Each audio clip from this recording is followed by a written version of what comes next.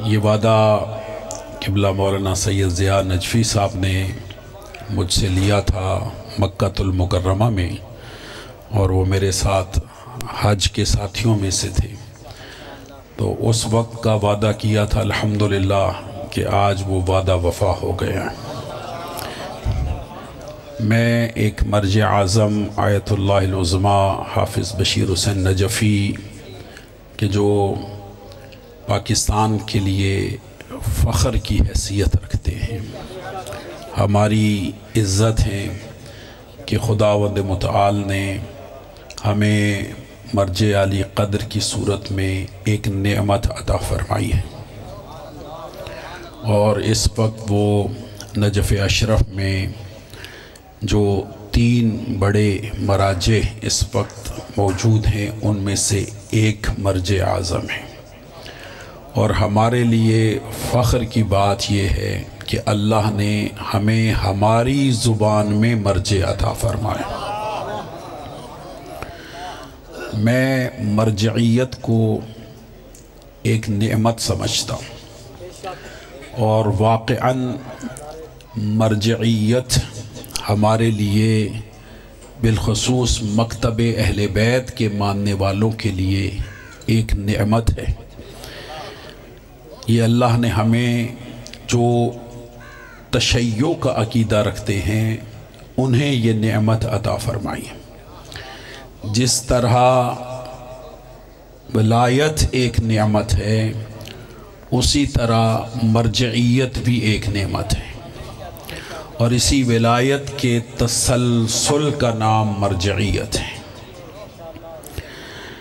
یہ اللہ نے ہمیں عزت عطا فرمائی ہے، اور قرآن مجید میں اللہ کا حکم ہے کہ اگر تم نعمتوں کا شکریہ ادا کرو گے تو اللہ ان نعمتوں میں اضافہ کرتا چلا جائے گا۔ ان شکرتم لازیدنکم، اگر تم شکر کرو گے تو اللہ ان نعمتوں کو بڑھاتا چلا جائے گا۔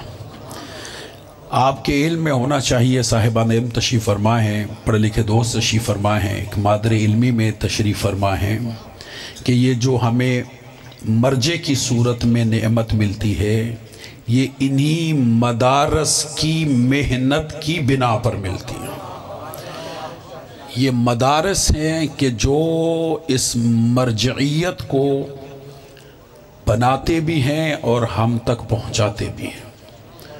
آپ دیکھیں کہ اس وقت پاکستان میں کتنے مدارس ہیں، اور ان مدارس میں کتنے طلباء زیر تعلیم رہے ہیں، یعنی پاکستان کے بننے سے لے کر اور اس وقت تک جتنے بھی مدارس اور ان مدارس میں طلباء پڑھتے رہے ہیں، علم حاصل کرتے رہے ہیں، مدارس قائم ہوتے رہے، اور پھر ان مدارس میں مال امام خرچ ہوتا رہا، اور طلباء امانت داری سے علم کو حاصل کرتے رہے۔ ان تمام تر کاوشوں اور محنتوں کے بعد اللہ نتیجے کے طور پر ایک مرجع عطا فرماتا۔ توجہ فرما رہے یا نہیں؟ حافظ صاحب قبلہ آیت اللہ العظمیٰ حافظ بشیر حسین نجفی دامت ظلہ کہ جو اس وقت نجف اشرف میں حوزہ علمیہ نجف اشرف میں موجود ہیں، وہ پاکستان کے ایسے ہی مدارس سے پڑھ کے نجف گئے۔ ایسا ہے یا نہیں ہے؟ سن 65 میں وہ یہاں سے تشریف لے گئے تھے نجف اشرف، اور سن 65 کو اپنے ذہن میں رکھیں، اور یہ سال 2022 کا سال ختم ہونے والا ہے۔ انہیں 55 سال سے زیادہ عرصہ ہو گیا جوار امیر المومنین میں بیٹھے ہوئے، اور ایک مرتبہ بھی وہ واپس پلٹ کر نہیں آئے۔ چونکہ میں ان کا نمائندہ ہونے کے ساتھ ساتھ خاندان مرجعیت سے تعلق رکھتا ہوں، مرجع علی قدر میرے حقیقی چچا ہیں، میں ان کا حقیقی بھتیجا ہوں، اور آپ جانتے ہیں کہ گھر والے بہتر جانتے ہیں کہ گھر میں کیا ہوتا ہے۔ نہیں آپ میرا ساتھ دیں تو میں جملہ ہدیہ کروں. ہم نے اسی لیے تو دین در والوں سے نہیں لیا، گھر والوں سے لیا. ایسا ہے یا نہیں ہے؟ انما یرید اللہ لیذھب عنکم الرجس اہل البیت ویطہرکم تطہیرا، کہ اللہ کا ارادہ ہے کہ اے اہل بیت محمد، اللہ تم سے ہر قسم کے رجس کو دور رکھے اور تمہیں اس طرح پاک رکھے جس طرح پاک رکھنے کا حق ہے. ہم نے دین در والوں سے نہیں لیا، گھر والوں سے لیا. ایسا ہے یا نہیں ہے؟ اور گھر والے بہتر جانتے ہیں کہ گھر میں کیا ہے.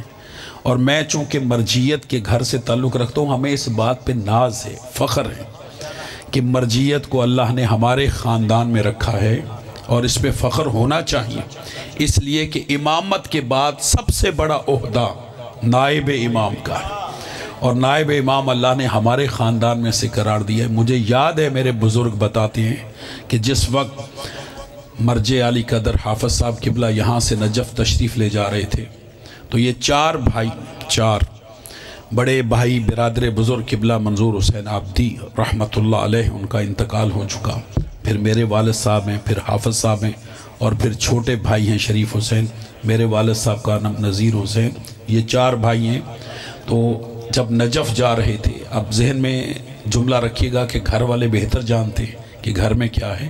یہ علماء کے حالات اس لیے بیان کیے جاتے ہیں تاکہ علم کی قدر ہو اور عالم کی قدر ہو، اور یہ احساس ذہن میں پیدا ہو کہ مرجع بنتا کیسے ہے.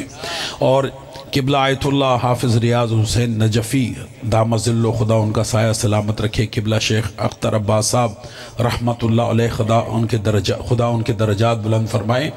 کبھی ان سے سنیں حافظ صاحب قبلہ نے جو جامعۃ المنتظر میں زندگی گزاری کس طرح گزاری، یہ بہتر بتائیں گے آپ کو.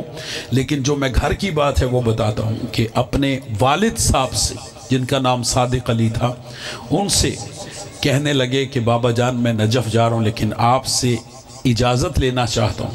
کہا بیٹا میں تمہیں اجازت دیتا ہوں. کہا اس طرح نہیں، مجھے یہ بتائیں کہ مولا علی کے کتنے بیٹے تھے؟ مولا علی علیہ السلام کے کتنے بیٹے تھے؟ تو بابا نے کہا 18 بیٹے تھے. کہا یہ 18 بیٹے مولا علی نے دین پر قربان کر دیے، اور بابا آپ کے 4 بیٹے ہیں، آپ ایک بیٹا دین پہ قربان کر دیں. اور ان کے والد صاحب نے کہا کہ بیٹا میں نے تمہیں دین کے لیے وقف کر دیا. ہمارے جو دادا تھے، ان کے جو پہلے استاد تھے مولانا خادم حسین جعفری رحمت اللہ علیہ، وہ فاضل دیوبند تھے. دیوبند سے انہوں نے فاضل کیا ہوا تھا، وہ ان کے پہلے اساتذہ تھے، مبادی انہوں نے ان سے پڑھی تھی. اور وہ یہ بتاتے ہیں کہ جب حافظ صاحب چلے گئے نجف اشرف تو انہوں نے خواب دیکھا، ان کے استاد اور ان کے چچا نے، کہ میں نے دیکھا کہ مولا علی علیہ السلام کی کرسی لگی ہوئی ہے اور حافظ صاحب مولا علی علیہ السلام کے سامنے یوں کھڑے ہیں جس طرح با ادب طالب علم کھڑا ہوتا، اور چچا مولا علی کے ساتھ کھڑے تھے. کہا میں نے مولا امیر سے کہا کہ آقا یہ میرا بیٹا آپ کے پاس پڑھنے کے لیے آیا ہے. کہا مولا نے میری طرف نگاہ کی اور کہا کہ خادم حسین یہ تھوڑا دیر سے آیا ہے لیکن یہ علم حاصل کرے گا، یہ پڑھے گا. جب یہ جملے کہے تو خود حافظ صاحب نے مجھے یہ بات بتائی. انہوں نے کہا کہ جب میں نے یہ خواب دیکھا اور جناب امیر نے یہ بشارت دی کہ یہ دیر سے آیا لیکن پڑھے گا، اس کے بعد مجھ پر علوم کشف ہونے شروع ہوئے. اور آج دیکھیں اللہ نے کتنا بڑا مقام اور مرتبہ عطا فرمایا. جتنے مراجع ہمارے لیے سب قابل عزت ہیں، ہمارے لیے سب باعث وقار ہیں، لیکن ایک خصوصیت جو حافظ صاحب قبلہ کی ہے وہ یہ ہے کہ اللہ نے یہ مرجع ہمیں ہماری زبان میں عطا فرمایا کہ آپ اپنا معافی ضمیر، آپ اپنے مسائل شریعہ ان سے بلا واسطہ پوچھ سکتے ہیں. اور میں اس جملے کو قرآن مجید کی اس آیت سے بیان کر کے آسان کیا کرتا ہوں سننے والوں کے لیے، اور وہ یہ کہ کہ قرآن مجید میں خدا نے ارشاد فرمایا وما ارسلنا برسول الا باللسان قومہ، کہ میں نے جس نبی کو بھی بھیجا اس کی قوم کی زبان میں بھیجا، لِتُبَيِّنَ، تاکہ وہ مسائل کو کھول کھول کے بیان کر سکے۔ تو مراجع اور قوموں کے پاس بھی ہیں، ایران کے پاس بھی ہیں، عراق کے پاس بھی ہیں، عجم کے پاس بھی ہیں، عرب کے پاس بھی ہیں، لیکن ہر ایک اپنی زبان سے اپنی قوم کو ہدایت کر رہا ہے۔ اور اللہ نے الحمدللہ کہ ہمیں ہماری زبان میں مرجع عطا فرمایا ہے، جو اس وقت حوضہ علمیہ نجف اشرف میں بیٹھا ہوا ہے۔ اور میں آپ کی سماعتوں کی نظر کر دوں، علماء سادات پڑھے لکھے دوست تشریف فرما ہے کہ اس وقت دنیا بھر میں ان کی تقلید ہو رہی ہے، اور عجم سے زیادہ عرب ان کی تقلید کر رہا ہے۔ اور یہ ہمارے لیے باعث عزت ہے کہ ایک عجمی مجتہد اور مرجع عرب کو درس دے رہا ہے، یہ عرب کو پڑھا رہا ہے۔ یہ یقیناً ہمارے لیے عزت اور ہمارے لیے باعث شرف ہے، لیکن یہ محنت کن کی ہے؟ مدارس کی۔ حافظ صاحب قبلہ جامعۃ المنتظر سے پڑھ کے وہاں گئے، انہوں نے ابتدائی تعلیم جامعۃ المنتظر سے حاصل کی۔ اگر جامعہ نہ ہوتا تو وہ کیسے تعلیم حاصل کرتے؟ ایسا ہے یا نہیں؟ آپ سمجھیں کہ مدارس کا کردار کیا ہے، کہ مدارس نہ صرف یہ کہ حلال و حرام سکھاتے ہیں، بلکہ نہ صرف یہ کہ پیش نماز یا عالم پیدا کرتے ہیں، بلکہ مدارس کی محنت یہ ہے کہ مدارس وہ فیکٹریاں ہیں کہ جو ہمارے لیے مرجع پیدا کرتی ہیں۔